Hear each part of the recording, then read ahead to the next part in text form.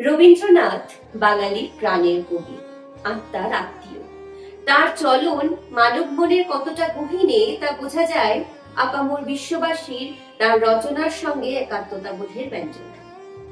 আর সেই কারণেই বহু বিশিষ্ট গুণীজন যারা তথাকথিত কাব্যিক মননের চর্চা করেননি কখনো, তারাও রবীন্দ্রনাথের অনুরাগী হয়েছেন, হয়ে উঠেছেন রবীন্দ্র অনুগামী।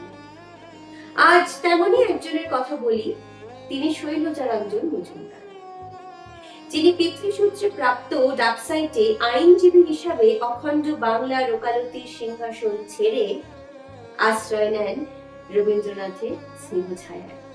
রবীন্দ্রনাথের ভাষায় বিজ্ঞানের রসায়ন রাগ রাগিনীর রসায়নে পূর্ণ হল। রবীন্দ্র সুরের অন্যতম প্রধান শিক্ষাগুরু তার আত্মজীবনী যাত্রাপথের আনন্দ গান বইটিতে তুলে ধরেছেন সেই সব স্মৃতি। সেই মণিমুক্তা ভান্ডারের অন্যতম রত্ন হলো রবি ঠাকুরের বর্ষার গানগুলির জন্মকথা। রবীন্দ্রনাথ ঠাকুরের বর্ষার গান যাত্রাপথের এক অকৃত্রিম সঙ্গী। মেঘের গর্জনে, বৃষ্টির অবিরাম ধারায় এবং প্রকৃতির স্নিগ্ধ রূপের মাঝে গানগুলি জাগায় এক অনির্বচনীয় আনন্দ ও বিষাদের সম্মিলিত সূচনা। বর্ষার এই সুরলাহরী সৃষ্টির সময়কার ঘটনা বিবরণ জানতে কারই না আগ্রহ জাগে।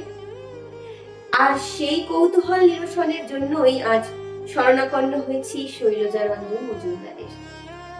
তার কথায় ও রবীন্দ্রনাথের সুরে আমার নিবেদন, শৈলজারঞ্জনের চোখে রবীন্দ্রনাথের বর্ষা।